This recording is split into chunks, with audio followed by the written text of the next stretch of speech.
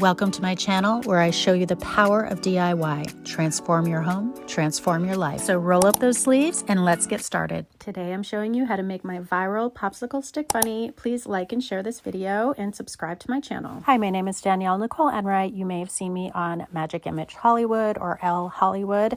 I am a jewelry designer, a DIYer, and a content creator. I've had so many requests for a slowed down version of this DIY viral bunny, and I am sharing all my original footage with you, so hopefully this will help you recreate this. Check the caption for a link to my blog and a link to all of the materials that I used in this video. Feel free to take a screenshot of this list of materials that you'll need for this project. For this project, I used approximately 105 4.5-inch popsicle sticks and approximately 335 total 2.5-inch popsicle sticks.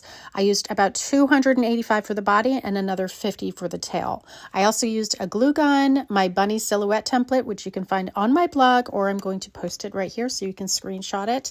Also scissors, and then you can use paint, stain, or markers, which is totally optional. I used stain in the color Early American. This bunny can stand up, but you can also use some ribbon or string to hang on a wall or a door, such as this.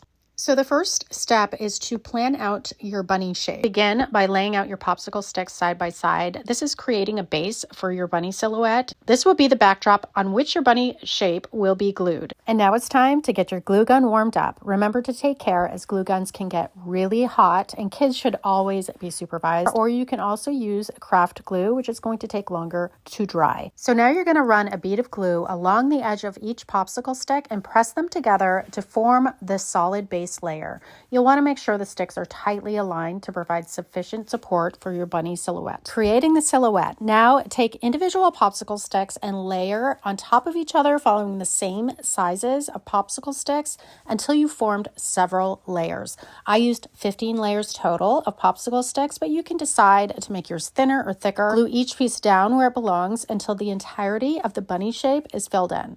Remember, it doesn't have to be perfect. A little bit of rustic charm adds character. Throughout the layering process, it's important to make sure that you're making that bottom layer as straight as possible.